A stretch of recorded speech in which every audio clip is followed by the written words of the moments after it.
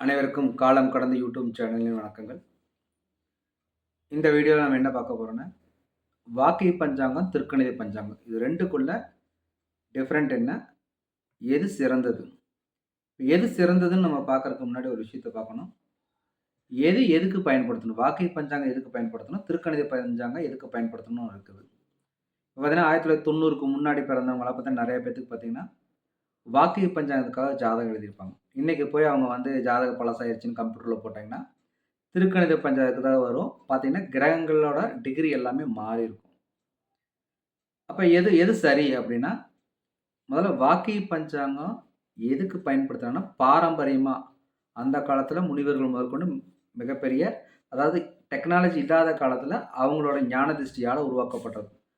அத பேஸ் பண்ணி தான் இன்னைக்கு கோயில்கள்ல பார்த்தீங்கன்னா, கோயில்கள்ல ஒரு 1000 வருஷத்துக்கு முன்னாடி பழமையான கோயில்கள்லாம் பார்த்தீங்கன்னா, ஆகம விதிப்படி அவங்க வந்து முறைப்படி ஒரு ஒரு ட்ரெடிஷ்னலா ஒரு விஷயத்த ஃபாலோ பண்ணிட்டு வராங்க. அதுக்கு அந்த வாக்கிய பஞ்சாங்கத்த பயன்படுத்துறாங்க. அந்த விழாவாகட்டும், ஒரு குறிப்பிட்ட நிகழ்வாகட்டும், அதுக்கெல்லாம் வாக்கிய பஞ்சாங்கத்த பயன்படுத்துறாங்க. அதையவே இன்னைக்கு வரைக்கும் அந்த முறைய வந்து மாற்றக்கூடாது. ஏன்னா, பாரம்பரியமா வர்ற முறைய மாற்றக்கூடாது. ஏன்னா, ஆகம விதிகள் பிரகாரம் அது பிரதிஷ்டை பண்ணியிருக்குது. அது எத பேஸ் பண்ணி பிரதிஷ்டை பண்ணுச்சோ, அதையவே ஃபாலோ பண்ணணும் இன்னைக்கு வரைக்கும் ஃபாலோ பண்ணிட்டுருக்காங்க. அதனால அந்த வாக்கிய பஞ்சாங்கம் அப்படிங்கிறது பார்த்தீங்கன்னா, கோயில்களுக்கு மட்டும் தான் சிறந்தது. திருக்கணிதம் பார்த்தீங்கன்னா தான் துல்லிதம். நம்மளே அதில பேரு திருக்கணிதம் திருத்தி வரையப்பட்ட கால்குலேஷன் அது. அப்ப திருக்கணிதம் தான் சுத்தமான, துல்லிதமான ஒரு ஜோதிடத்த அதாவது கிரக நிலைகள அது வந்து குடுக்கும். இப்ப நான் 2, 3 வீடியோக்கு முன்னாடி நான் சொல்லியிருந்தேன். வெஸ்டர்ன் அஸ்ட்ராலஜிக்கு, இந்தியன் அஸ்ட்ராலஜிக்கு நெறைய பேர் தப்பா சொல்றாங்க. ஏன் அப்படிங்கிற மாரி விளக்கம் குடுத்திருந்தேன். அவங்க என்னன்னா, வாக்கிய பஞ்சாங்கத்த யூஸ் பண்ணிட்டு இந்தியன் அஸ்ட்ராலஜி சிறந்தது இல்ல.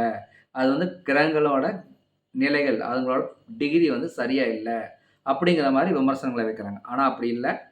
திருக்கணிதங்கிற ஒரு முறை இருக்குது. திருக்கணிதத்த தான் சிறந்தது. ஏன்னா, ஒரு ஈவென்ட் பிரெடிக்ஷன் பண்ணணும். ஒரு நிகழ்வு நடக்கணும் அப்படின்னா, துல்லியம் இருந்தா தான் பண்ண முடியும். இப்ப பார்த்தீங்கன்னா, அமாவாசை இந்த மினிட்ல, இந்த செகண்ட்ல அமாவாசை முடியுது அப்படிங்கிறது வந்து முக்கியம்.